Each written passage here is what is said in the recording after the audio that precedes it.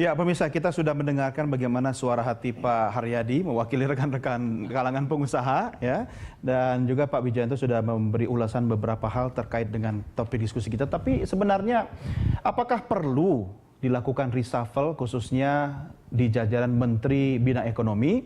Kita juga harus melihat hasil survei yang dilakukan oleh Poltreking terkait kinerja Menteri Jokowi JK. Hasil surveinya adalah 66% tidak puas kinerja pemerintah di bidang ekonomi. Apa sebabnya? Ini ada alasannya. Contoh, harga kebutuhan pokok tinggi tidak diimbangi kenaikan pendapatan masyarakat. Ya, simpel sekali sebenarnya. Masyarakat bisa menilai dari hal yang simpel seperti itu. Kemudian ada 55% tidak puas dengan kinerja di bidang hukum dan pemberantasan korupsi. Alasannya kisruh antara KPK dan Polri. Hari ini Presiden Joko Widodo melakukan rapat terbatas menteri-menteri bidang hukum. Ini mungkin untuk menganalisa terkait dengan ketidakpuasan masyarakat ini. Ya, ini juga masih ada hasil dari Polkom Institute, ya, terkait Menko Polhukam dan Menkumham merupakan menteri yang kinerjanya dianggap negatif dalam pemberitaan, dan Menko Perekonomian Sofyan Jalil, Menteri BUMN Rini Sumarno, dan Menteri SDM Sudirman Said termasuk menteri yang dinilai berkinerja negatif. Berkinerja negatif. Kalau tadi Pelindo itu di bawah Bu Rini, ya, Pak Wijayanto, ya. Nah, Anda sepakat tidak dengan hasil survei seperti ini? Dan sekaligus menjawab pertanyaan pemirsa kita dari Makassar tadi. Ya, sebenarnya kalau kita komentari yang di bidang ekonomi dulu, ya. Yang pertama, pertumbuhan 4,7, kuartal kedua akan tumbuh berapa? Menurut saya kalau kita mau realistis, ya kira-kira 4,7% lah. Tapi yang paling penting di sini adalah pertumbuhan itu tidak turun lagi. Artinya kuartal kedua merupakan titik balik, sehingga ke depan akan membaik. Kalau kuartal kedua jauh lebih buruk lagi, berarti ini titik terendah kita, 4,7%. Saya yakin akan ada perbaikan di kuartal kedua, paling tidak sama begitu, ya. Ada beberapa data yang mengindikasikan itu, misalnya konsumsi listrik meningkat. Ini menggambarkan aktivitas masyarakat di level grassroots maupun manufacturing. Itu salah satu indikasi. Nah, tentang kinerja tim ekonomi, saya pikir memang tantangan kita saat ini adalah ekonomi, begitu, ya. Jadi ekonomi global, kemudian komoditi, di dalam negeri sendiri masalah logistik cost yang tinggi, kemudian infrastruktur yang belum terbangun dan lain sebagainya, harga-harga naik, supply bahan kebutuhan pokok agak terganggu, begitu, ya, distribusinya tidak lancar. Jadi memang yang sedang kita hadapi adalah masalah-masalah ekonomi, sehingga sangat bisa dipahami ketika masyarakat kemudian tidak puas dengan tim ekonomi. Tetapi boleh nggak dikatakan ini rapor merah Menteri Bidang Ekonomi? Tetapi begini, kita harus melihat ini dalam kacamata yang lebih komprehensif. Tim ekonomi tidak sendirian. Mereka bekerja dalam environment yang melibatkan banyak kementerian yang lain. Ini ngajak temen dong berarti. Reshuffle bareng-bareng.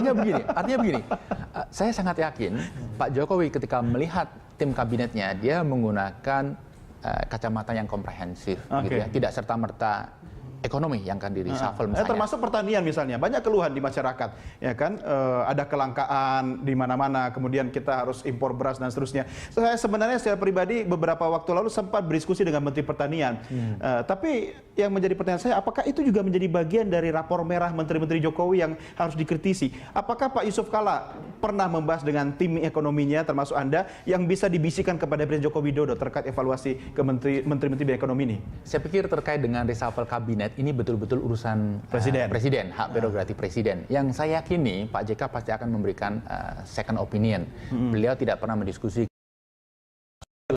untuk diganti atau tidak diganti, untuk memberikan masukan apapun itu. Gitu, ya. Perbaikan, ya. Tetapi begini, kembali ke masalah pergantian menteri, saya pikir Pak Jokowi akan melihatnya komprehensif. Misalnya, investasi kok tidak naik-naik, ini kok tidak, logistik cost kok tidak ini pembangunan infrastruktur kok tidak lancar.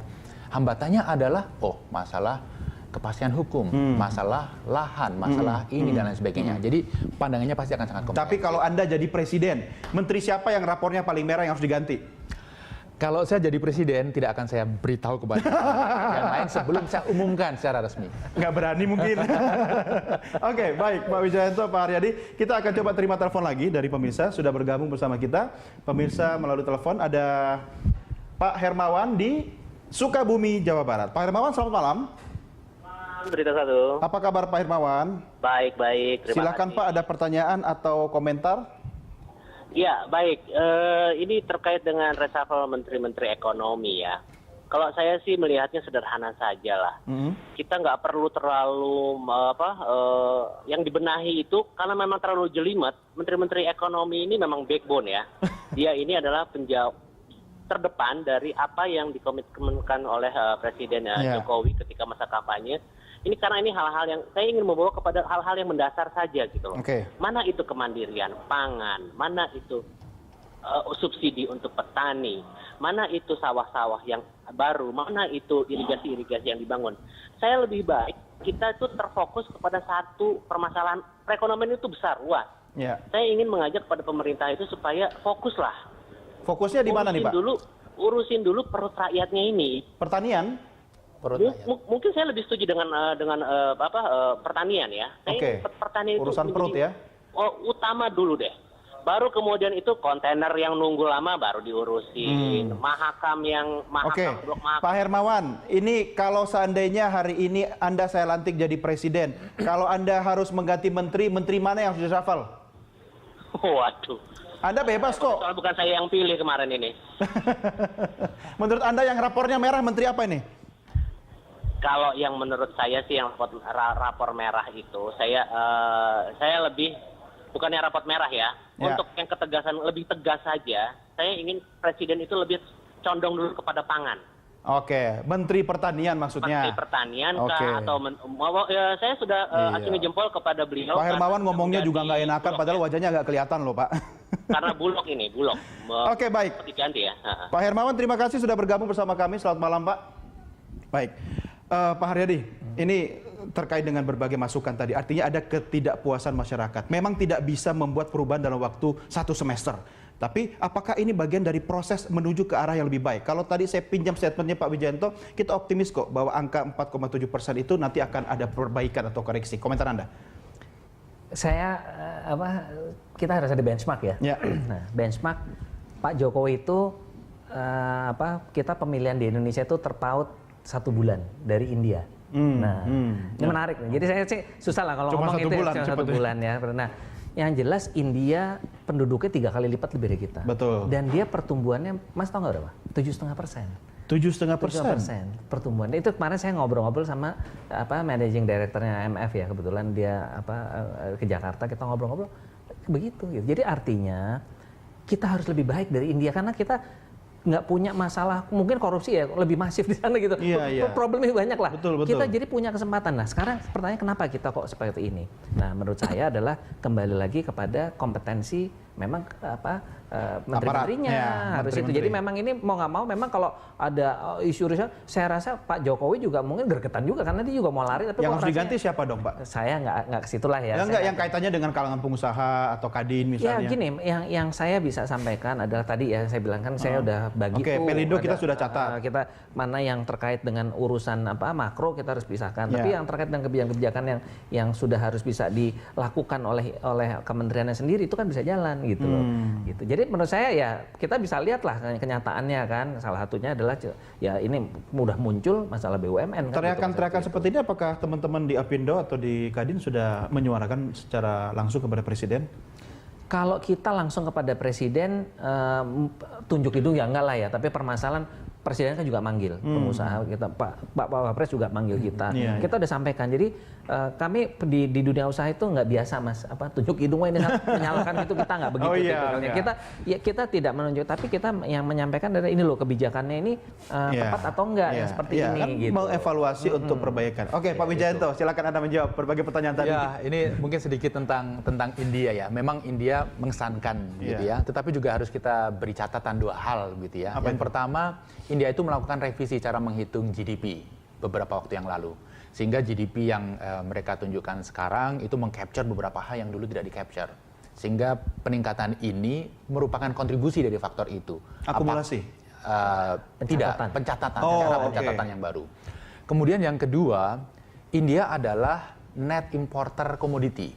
Jadi ketika harga komoditi anjlok, minyak dan lain sebagainya, dia itu diuntungkan. Jadi ada tambahan pertumbuhan akibat biaya import yang lebih murah, kan selisih ekspor. Tapi soal 7,5% tadi sama dengan cara menghitung 4,7% kita kan?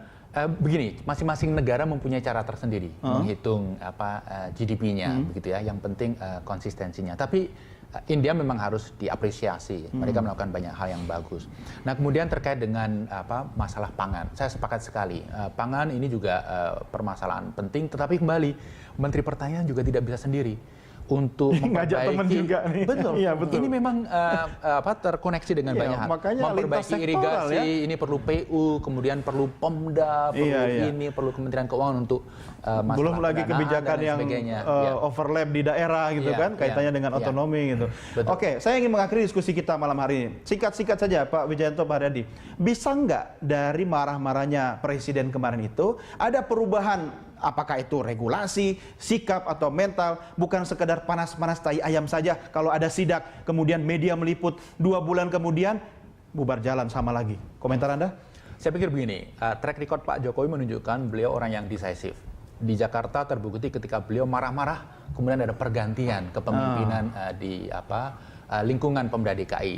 Saya juga menduga apa yang beliau lakukan di Pelabuhan Tanjung Priuk itu merupakan leading indicator akan ada beberapa hal yang cukup signifikan di kemudian hari. Kalau reshuffle, hampir semua kabinet di Indonesia itu ada reshuffle.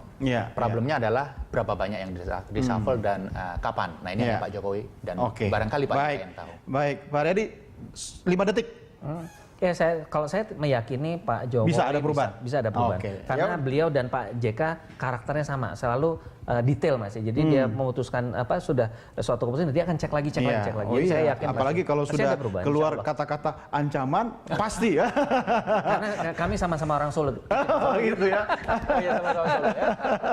Oke, baik. Pak Haryadi terima kasih bersama kami, Pak Wijayanto terima kasih dan sukses buat Anda berdua. Sampai ketemu lagi dan pemirsa, sampai di sini diskusi